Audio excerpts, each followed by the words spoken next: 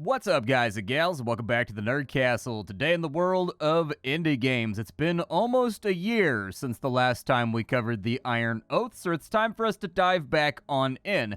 And it's probably a good time to dive back on into this game because they are readying the Friends and Foes update, as you can see from the bottom left hand of the screen. Now, the developers didn't send this over or anything else like that. This is actually a public beta of the next content patch that you're allowed to play right now. If you bought the game back when I covered it last time or any time in between then and now, you can play the beta with all the new content in it right this second, and you can give your feedback as to how you feel about that. But if you've never seen the Iron Oath before, this is honestly, it's Battle Brothers, but with magic. That's pretty much it. It's like Battle Brothers, but high fantasy. That's the best way I know how to describe it. It's a game that really sort of revels in having a lot of RNG, a lot of crits, a lot of bad things happening, a high level of difficulty, and then from there, it's basically just Battle Brothers mixed with Dungeons and Dragons, so where Battle Brothers is low fantasy and there's very little magic in Battle Brothers. In this game, everybody's got magic and, like, infuses their spear with, the flames of the divine and whatnot. It's a game where you run a mercenary company and you do jobs for people, and it's got wonderful pixel art, and it's very pretty. We're going to dive on in today for about 35-40 minutes and see if it's something you wanted to add to your wish list or otherwise pass on. The Friends and Foes update, so I did something kind of like different with the game this time around. I went through and I played the previous build for like 4 hours last night, and then I played this build for like 3 or 4 hours today. And so I have collected my thoughts about this current build. Hopefully it'll be helpful to all of you, but welcome to the Iron Oath. I've got the link for you down below. I forgot to tell you that. And then, of course, you can get the early access there. You can also find a link to my Discord and my Twitch stream, just in case you wanted to hang out live. So this is the world of the Iron Oath. There's a whole bunch of cities around. Each of these cities has an economy. It has things that, like, it produces. It has crises and things going on. And you, as a mercenary captain, are expected to solve all of it. Right now, inside of my party, I've got a number of different characters. They've completely redone the level ups. They've completely redone character development in this game. So it may look very different from the last time you saw it. There's a lot of things going on. Back in the previous iteration of the game, you had like 5 stats the last time I covered it. And you put points into those stats, and it would increase all of these depending on what stats were associated with these kind of, I guess, attributes over here. Now, they've taken that apart. No longer do you have, like, larger unifying stats that tie all this stuff together. Now you can put your points in individually wherever you want to put them. And in fact, I need to do that with my Archeress. So I'm going to go ahead and do that. She needs accuracy. She's been missing too much lately. She's been missing all over the place lately, and I just can't stand it no longer. We've got Rapid Fire. She can get a new ability right now, and she can upgrade 2 abilities as well. I think I'm going to go with True Sight because that marks a target and allows us to hit them a lot harder. And honestly, archers don't hit that hard in this build. And so giving her some kind of functional utility to the rest of the group is probably a good idea. And then we'll probably go right there and another charge right there. Every single ability in the game, whenever you level up, you get upgrade points. You can apply them towards any of your abilities that you want. Every single ability has its own talent tree. The talent trees aren't completely and totally done inside this current iteration of the early access, but there are talent trees for everything, and you can go about halfway down all of them. As I was saying, I've got 5 characters. I've got a Pyro Lancer. This guy is all about a spear and fire. I've got a Pugilist. This guy is actually like a monk. He's got the big, like, Akuma meditation prayer beads around his neck, and, he throws lots of elbows and knees. He gets, like, his Dennis Alexio on, knocking people out. We've got Jen over here. She's our guardian, basically a paladin. Everything you associate with a paladin is basically a guardian in this game. We've got a Stormcaller. He's a wizard that specializes in Zappities. And then he's wearing leather armor right now? Oh, that's weird. Anyways, we've also got the Huntress, who you've already met. At the moment, I've got a little bit of money, and I'm a little bit set up with some comfort. Not that much, though, so it's probably a good idea for us to try to find some goodies. I think right now I'm in the town of Rainelheim, and so we'll go into the city and we'll see what they've got going on. The marketplace doesn't look like they have any big upgrades or anything for me over here. My gear is already repaired. I just ran a big load of meat down here because these guys are paying like double prices for meat. But there's also some jobs. So a mother is looking for her son, and we've also got retrieve a rare resource from a nearby crypt. we can probably do the rare resource. I like the bigger paychecks because one thing about this build, you don't know how far the quest is gonna be. Sometimes the quest is like 2 months away, and so you can get really burned on these lower paychecks if you take this. So I had a hard time with the game. It was very difficult, so I thought maybe the money associates with how difficult the game is. That doesn't really. The 300 ones are about the same difficulty as the 550 ones. The only difference is if the quest accidentally ends up being like 2 months of walking away, 300 is not going to pay the bills for that little adventure, and 500 is. And so that'll at least allow you to break even if you have a decent dungeon. So let's go see if we can find this ore for this random trader. We're going to get a little bit of flavor text here. All of the dialogue and the writing in this game seems to be quite good. I haven't seen any typos or issues along that front. It all seems to be done very well. Do I have anybody that's fatigued from like our last job? No, we're good. All right, well then let's leave the city and let's see how far away this thing is. Yeah, exactly. See what I mean? That one's about, how far away is this? That is a month away and then a month back. You see what I mean? I can fire my Huntress. I haven't been super impressed with the Huntress so far. I've kind of felt like she's the weakest member of the team. I'll keep her for another 3 years on her contract because she did pick up some new abilities, but I just don't know, man. After that, we'll get on the road over here. I don't know if we're going to, like, make money on this job. We're going to lose at least a couple hundred on overhead going back and forth between this place. We'll make a little bit of money. Hopefully we'll pick up some treasure inside the dungeon, too, and that'll help out with a little bit of the pain. I do think this is one of the big problems with the current beta, is they just make you walk too far for some of the quests. They need to kind of, like, create a leash around the towns where there's, like, a maximum distance that it can go. I think that 2 months of travel for a quest is like a bit much, in my opinion. Another change that they've made from the old build to the new build is you can bring 5 guys now. When I was playing the previous build, you only had 4 slots when you went down into dungeons and when you went into fights, and now you can have 5. But don't get too excited about that. Having the 5 just means the enemies also reciprocate and have more guys too. The good news here is this does give you a lot of opportunities to play around with new classes and to diversify your roster a little bit if you feel like doing it. Unfortunately, I found the economy to be a little bit tight for me in this playthrough, and so I haven't really been able to pick up any people that I can keep on the bench or on the roster just to try them out. So we need to find some ore down here in this dungeon, which means we basically need to search every single corner. How do dungeons work in this game? Well, dungeons work pretty much the exact same way that they do in Warhammer 40k Mechanicus. You're going to go down into a dungeon. There's going to be individual cells. Every time you take a step into a neighboring cell, there's a chance that there might be a booby trap. There's a chance that there might be a fight or some treasure. We just picked up a health potion and a bandage right there from that tile. We can camp once we get far enough into this place that we want to take a break, but it looks like we've got a fight first that we're going to have to resolve. In this build, compared to the previous build, so in the previous build, you would start out on the left-hand side and the enemy would start out on the right-hand side, or they would start out like kind of in the middle, and then you would just duke it out line by line. In this build, the spawns feel like they're like randomized and all over the place. It feels very rare that I get like a spawn setup that I'm happy with in the current build. Like it always feels like I'm kind of fighting against the spawner. We need to go over here. They've got risen soldiers. Do they have any risen generals though? That's what I'm worried about. These guys are pretty slow. So I think if we push to a side, we might be able to wipe these guys before... Yeah, I think we might be able to wipe these guys before these guys can regroup, because when you're surrounded really militarily, you just got to pick a direction and push. That's pretty much the only way to get out of it. So what's our turn order looking like here? Looks like the Arbalest doesn't get to act for a while, so what I'd like to do is, I think it's 5 turns on this volley ability.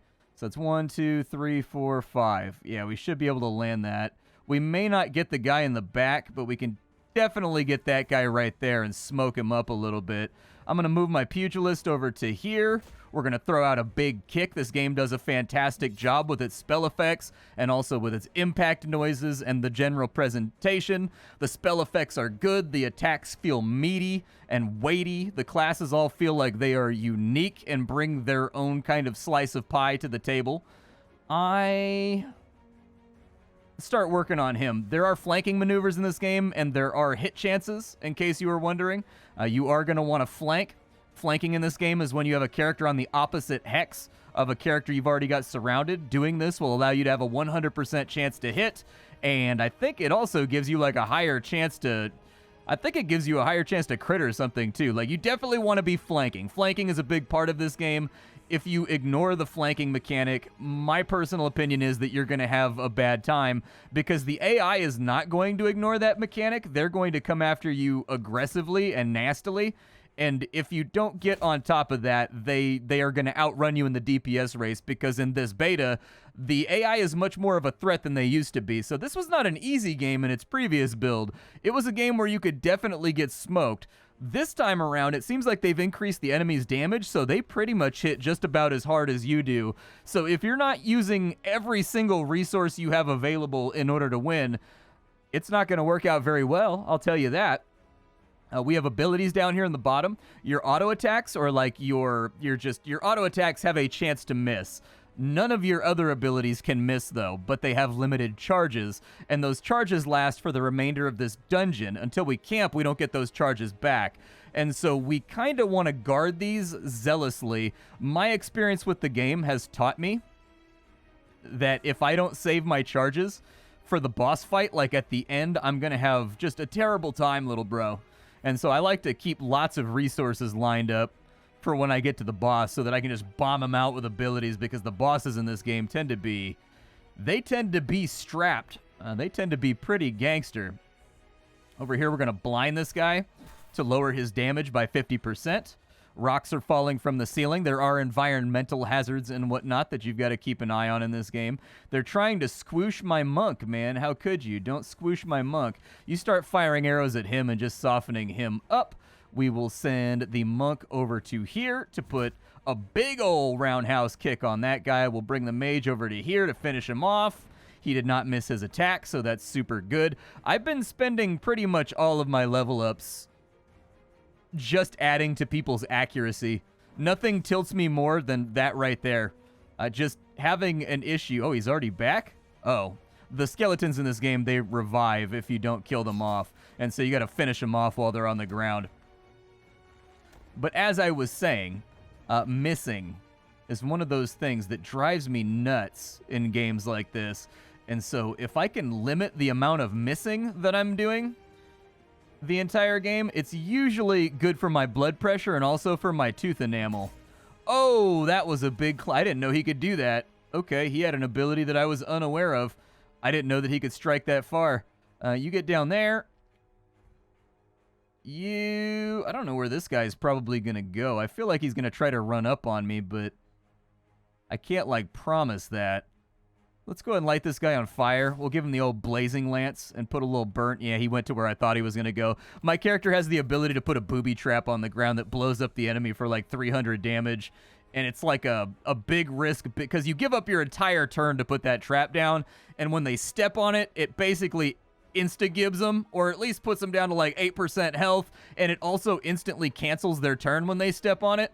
It's such an amazing utility, but like when you waste a turn putting it down, then they walk around it, it's just like, ah! Like it definitely can cause a little bit of stress. I need to get her out of there. She's up too close. I don't really want to spend a heal on her, but I guess I will.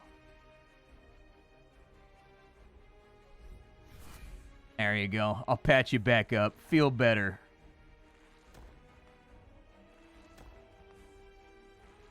I do wish that, like, so in this game, your turn is automatically over once you attack. I do wish that that was not the case. Sometimes, like, I'd like to shoot and then move. That's like an old D&D thing that they did for balance. I don't remember, there was a logic to why using your attack cancels your movement phase in the context of D&D, and I can't remember what it was now. It's been too long since I was about that tabletop life. We should be able to smoke this skeleton pretty quickly. Ow, 70 whole damage. How could you? Bring the paladin up. The game does have speed settings for combat. Mine is 150% speed. I found that the game played very slowly on 100% speed, and so it took me probably about 45 minutes of getting back into the game before I was like, yep, this is too slow for me. I'm the kind of person that installs mods to play Battle Brothers on like 6x speed so that I can just whip through super fast, and so I like to play rapidly. Our fight is done. At the end of every fight, you're going to get XP like you do in every other RPG. You might get some loot along the way, too. We didn't get so lucky, unfortunately, but we are alive here, and our timer is filled up, and so bad stuff is going to happen. We had a harrowing experience. So every 16 movements on this map, we get like a new modifier that gets added onto the dungeon. This is a system that I think is going to need a lot more expansion to it. I've noticed in the 8 hours or so that I've played both the previous build and this build, there's not very many of them. I think there's like maybe 6 or 7 of them that come up. You're going to start seeing repeats really quickly. Ideally, I would hope that there would be like 12, there'd probably be like 6 good ones, like 12 bad ones, and then like almost like a procedural modifier on the good and bad that can make them swing in different directions in interesting ways. Might be kind of cool. Oh, there's our ore. You find some ore. There we go. We got the dead man's ore. We're going to have to search this entire dungeon, too. Hey, we got a treasure chest. We got stone. Nice, that's a trade good. So we should be able to unload that marble or whatever for a little bit of extra cash at the end of this job, which is going to help because we got, like, travel fees and stuff to take care of. The other upshot is that this dungeon right here is apt to be a long one, would be my guess, because I've done this particular quest before, and it tends to be a long ordeal. I would like to... So here's the thing. I don't want to be overly aggressive, but simultaneously, neither do I want to wait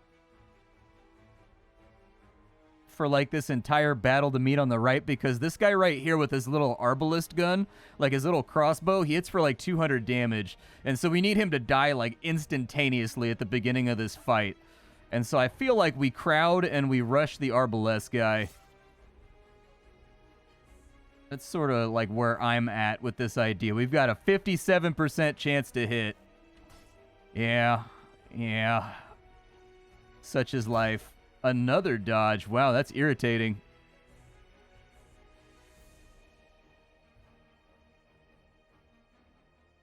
Okay. We've got a lot of dodges flying around. There we go. I had to gamble right there. I thought about using an ability on him just as like an equalizer, but I just wasn't too sure. I believe we will put down a trap right there because I've got a suspicion that he's going to move onto the trap. And I'd like to have another turn without him messing with me. He can only arbalest me, and he gets a 50% attack malice. Just due to being in point-blank contact range. We are a little bit smushed in this corridor. It does not particularly excite me. But what I can do here is we can kind of use our turn to put a potion maybe on him and just like patch him up a little bit. Put the archer right there. Be careful about those. Whenever you walk across these boards, there's a chance they'll break. And it's just like a nightmare. We might not have to use our mark target on him. I don't know if it's necessary yet with where we're at. You definitely move up because I need a little bit of frontline reinforcement, and then use your meditation ability. He's got mind, body, and soul. It's a healing ability that gets rid of debuffs. I can't really attack right now, so I just want to heal him for a little bit. Oh, that guy stepped on the bomb. I thought he was going to step on the bomb. Fair. Very fair. Let's pull down into here, and I think we're going to need to break out some abilities. I'm going to break out my little rain cloud. I'm just a little black rain cloud hovering over the pyromancer. And then he's also got an AoE I can break out right here, too. I was hoping one of my AoEs would kill this guy. Bummer, dude. Can I kill him with that right there? I don't know if I want to use that, though. Ugh. Okay, just soften him up. It's fine. Just do your explosive habanero farts. It'll be fine. And he should get healed by his little black rain cloud a little bit as this goes along. Soul Reeve. Okay, so she just buried her own unit. Aggressively, I might add. We're going to want to step around these boards right here. And I'm going to have to throw a heal on him. I don't have a choice. He's not going to be able to tank all this. He's just got a few too many enemies really making a ruckus right now under his line of sight. We're performing okay at the moment. We haven't struggled a ton. Like, we haven't run into any of the fights so far that are like a big issue. We do want to mark target on him. Now that he's marked, we want to move down to here for the flank. Very nice. That 25% extra damage, I think, is going to be a beautiful addition to what we want to accomplish here. We'll attempt to nuke him out right there with that ability. You are going to use that to light her on fire and AoE them down. He's going to step in right there, which I'm actually okay with. It depends what she decides to do. Oh. She soul reaved my wizard. Interesting decision. Huh. Okay. I mean, fair enough. Spread the damage around. I don't really care. If I move down to here, I can use... She's got a ranged attack that will bomb them out with light. The spell effects... Oh, I didn't see that the archer was standing in a AoE spot. It's okay. We've killed off the enemy that's a threat. We definitely need to take care of her. So I'm going to step down into this tile and finish her off. A little kung fu combo right there. A little bit of that, you know. A little, give her a little bit of that, like, Steven Seagal, like, Aikido moves. No one can withstand my dungeon Aikido. Aikido chop. You know, you got to get him with the Aikido every now and again. I am going to finish off that skeletal big guy right there. Because he's only going to hit for like 35, so that's not that concerning or vexing. Let's move down to here so that we have a flank on that side. Let's get you out of the way of the falling debris. We'll go ahead and throw out a little damage right there. Looks good.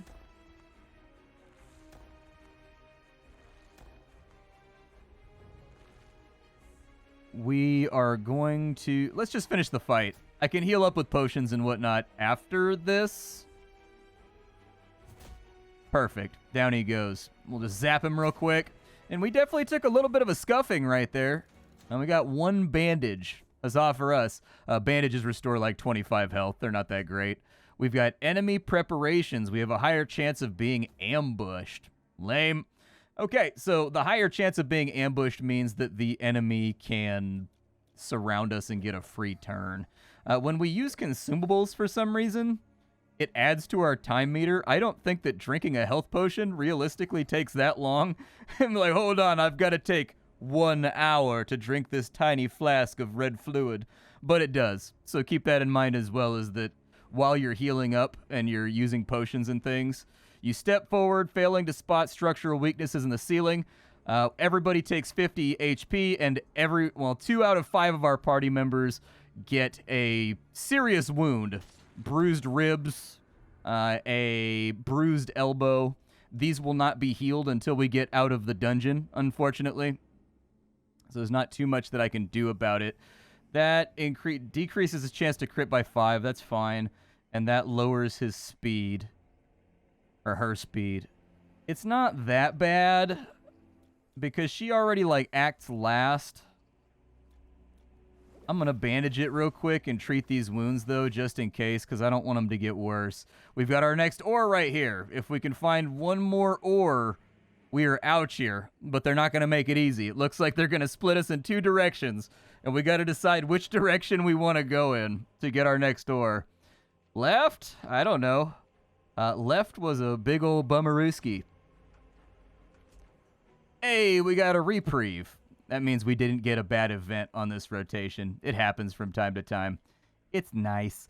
We can right-click to scout, but I don't really scout that much. I should probably scout more. More debris falling from the ceiling.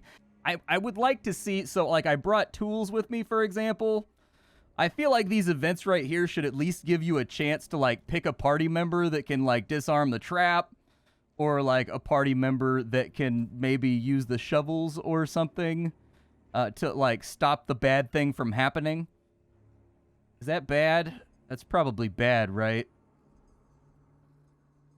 I don't know if I should rest right here or not. Let's go ahead and camp. We'll do our campsite just real quick. So every time you camp, you get to use your incense. You can burn various incenses, incensi. How do you pluralize incense? I don't know. Either way, I think it's just incense. Huh, that's going to bother me. You get to pick different incense. Some of them will restore your ability charges. Some of them will restore your health. Some of them will restore your morale. It's up to you which one you want to run. That's your call. But since we're a little bit battered and beaten up, I sort of feel like we should take care of business here. You jolt awake, your rest disturbed by a far-off noise, though you can't be certain it wasn't part of a dream. You sit upright and glance at the fire, which is embers. Your party members are sound asleep. Investigate, I guess? You look around, but nothing seems out of the ordinary. All right, fair enough. We all got healed up. Our morale is a little bit better. You don't want your morale to go down too low. Let's see what's on this tile. After much searching, you find the third dead man's chunk.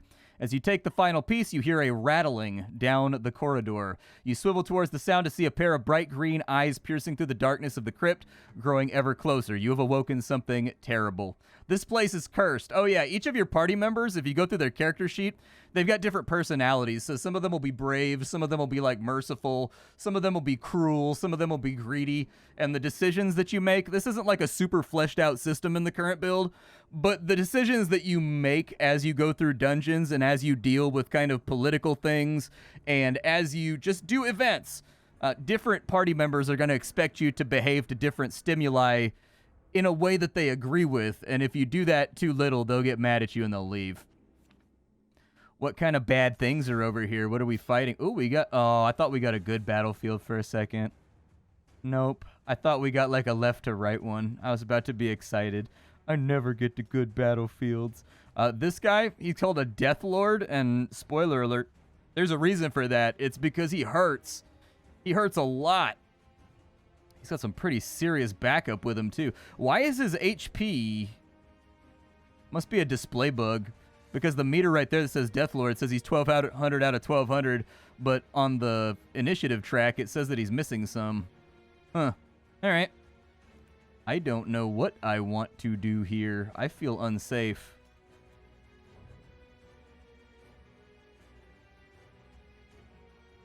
I think we push to the right.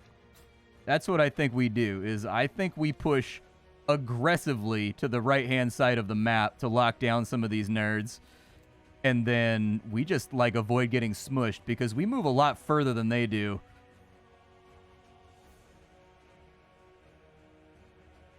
So, like, I think if I can just keep myself moving rightwards, we can take this guy out so that we don't get surrounded and flanked. We avoid as many magic spells as possible being thrown around while we're closing the gap. And we avoid complications. I don't like complications. Complications upset me. You go that way. Perfect. Don't want you to stand on the old rusty, crusty boards. That's a bad idea. But you can come over here, and you can get your shot dodged. I will just kick this guy.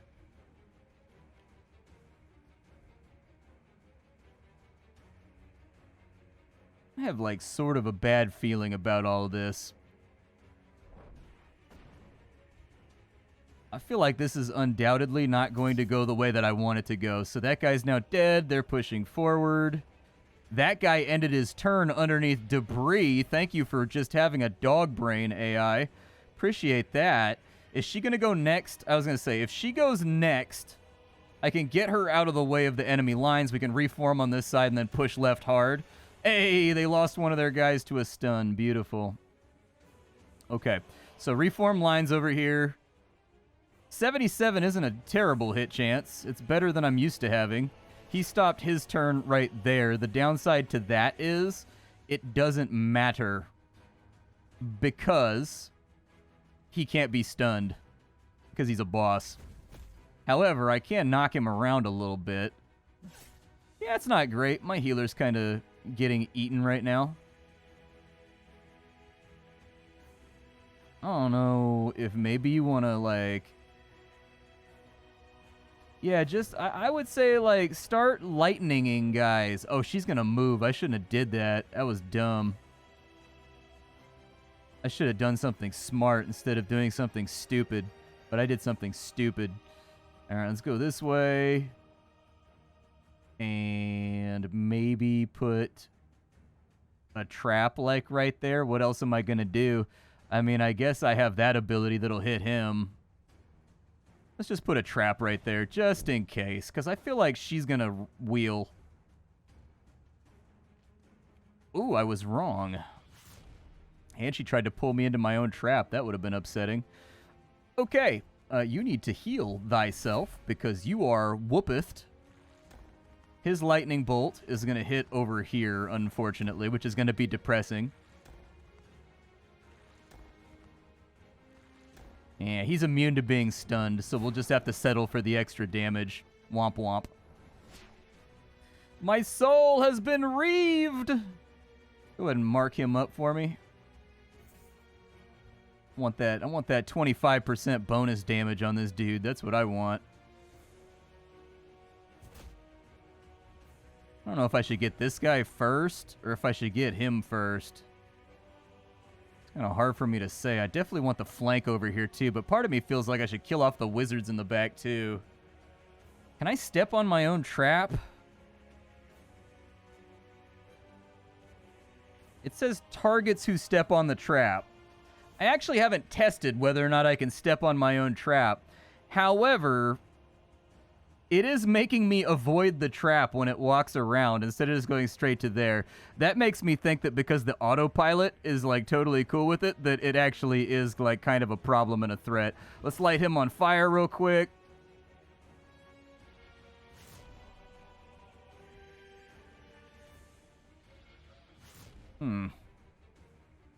They're just really making this a headache, aren't they? Okay, use a blinding strike on him to reduce his damage, please. You come over here, and I need you to put a little rain cloud on the monk so that he's not dying of being murdered again. Don't know how she got hit by rocks again, and I didn't notice it, but apparently I didn't notice it. Oh, that's super bad. Don't like that one bit. That's the worst. I don't think he can... Oh, you can get out of the way of it, though. Interesting. Okay, so you go over to here and then step over to here. This is a DPS opportunity on this guy just to get him out of our hair. Big miss right there. Appreciate that, game. Thanks. Yeah, you step back to there maybe and then like zappinate him possibly. You go up to there because that gives me an AoE opportunity.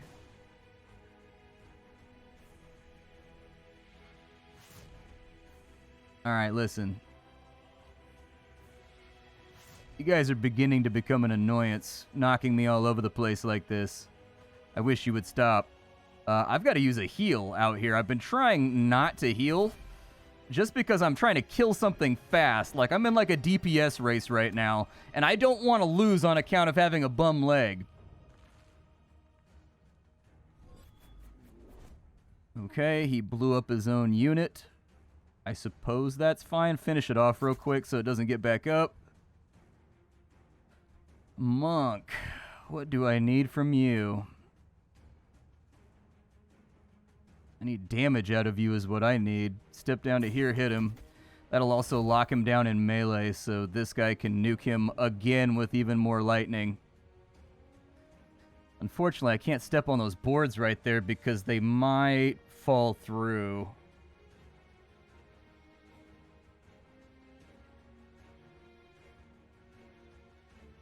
Part of me feels like we're pretty much patched up over here, and I can probably send him after, like, the smaller guys on this side just to kind of nerf their ability. Yeah, like, basically every single ranged class in the game got nerfed this patch. They can all no longer fire from point-blank range. They can, but it's, like, a terrible idea because you get a 50% damage reduction. So... crowding ranged units in this build is a good idea. The AI is going to do it to you, and so in my opinion, you should probably... Oh, that is super not great.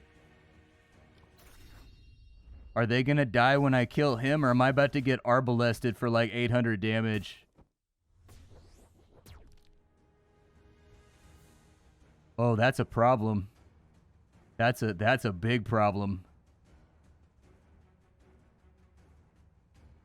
Well, it's a good thing I have abilities left, because I'm going to need to nuke these guys, like, today.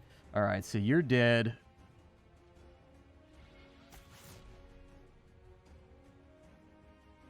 Move over to there. Actually, those are ranged guys, right? When do they get their turn? Step back to here. Start nuking them with pillars of light. I believe in you. You move to right there. Please don't miss an 83%. Otherwise, I will be forced to be very upset with you. My molars will take catastrophic damage from grinding.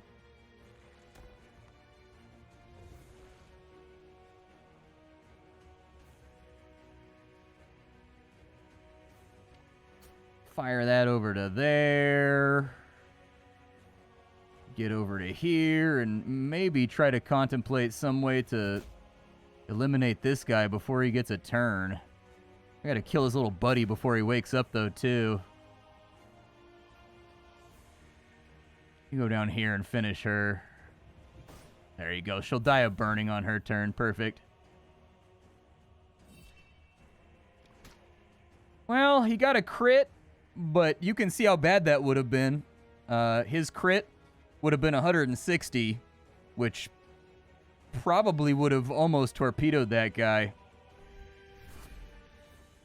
So it's kind of a good thing it didn't go that way. But that's why you crowd ranged guys right there. You want to be all up in their booty cheeks. You want to be like nestled inside the cranny of the enemy cheek so that they get that damage malice. Because it's nice. Bye-bye.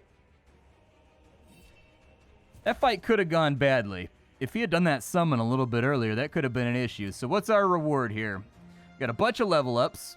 We got a small health potion. And it looks like we got a scroll of blocking. So that will increase your evasion by +1. What these are is they're enchantment scrolls. You can put them on your equipment. I think these need to be buffed, actually. I have not seen anything on any scroll that I got excited about. I saw one that gave me 2 damage. I saw another one that gave me like 1 armor. I saw one that made me reflect 20% of the damage that I take. But I have to do a full blocking turn and give up my turn in order to make it work. I saw one that gives me 7 HP in a game where everybody has like 500 HP. And I'm like, I feel like most of these could be doubled or tripled if you really wanted people to use them and like them. I mean, honestly, even like quadrupled. Like if a scroll gave me 30 HP, sure, I'd slap that on. That's fine. It's not that much HP, even so, but like it's worth putting on. Whereas I feel like with the scrolls as they are right now, it's more worth it to just sell them for the 120 bucks. Now that should be our quest. I think it's best we leave now, sir. Who else knows what's down here? That's true. Let's get the hell out of here. We've got arm injuries. We've got bad elbows. She's got a stummy ache, dude. It's not looking good right now. It's not looking great. But we did get our ore, and we got like 200 bucks worth of goodies out of there that I think will make up for the travel time. So I'm all right with it. Off, and away we go. In the current build, the way I would look at it is like this, because we're kind of getting long on time here. Short on time? Doesn't matter.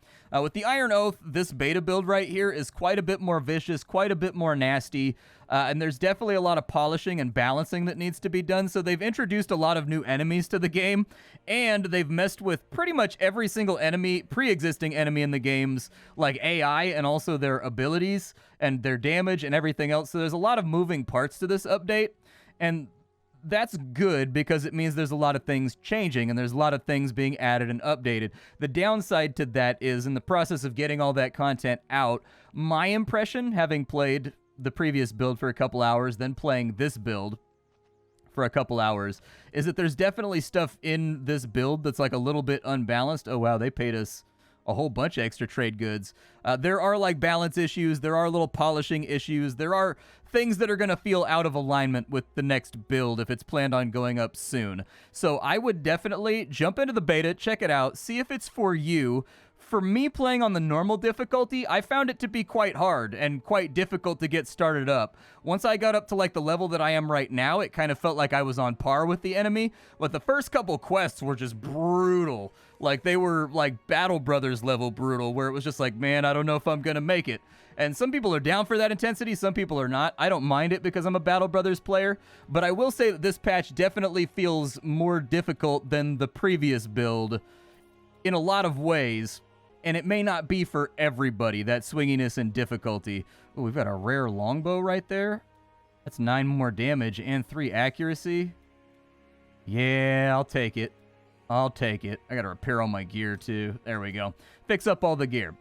So yeah, there's content coming for the Iron Oath. You can go play that content right now on the beta branch. My observations are the game is much more difficult now than it was in the previous build, sometimes in what feels like an unfair way. But I did find that as I leveled up, it seemed like I kind of caught up to the enemy. There are still certain events and things that can happen on the road that I feel like are a little bit overtuned or undertuned. There are still classes that I feel like are overtuned or undertuned. Same thing for enemies. But thus is the nature of early access. You know, you add 50 new variables to an equation, it's going to make it a little bit more complicated. And you've got to make sure that all those variables can finally be solved for. And that's what early access is. They're taking a bucket with this one and throwing a whole bunch of new content in. They've restructured the way that level ups work. A lot of things have changed in this patch. And so I feel like it's fair to assume that some things are going to be like not balanced or not quite ready for prime time in just the chaos of getting this many things and this many restructurings added to the game. So this is the Iron Oath. My name is Splattercat. I sift through the pile to find what is worthwhile in the world of indie games every single day so that you don't have to. Today up on the chopping block, we were messing around with this sandbox strategy open world mercenary sim. Tomorrow we'll be messing around with something else. I hope you enjoyed the content, and I will be back later with something hot and fresh off the indie skillet. I hope you all have a good day, and goodbye, folks.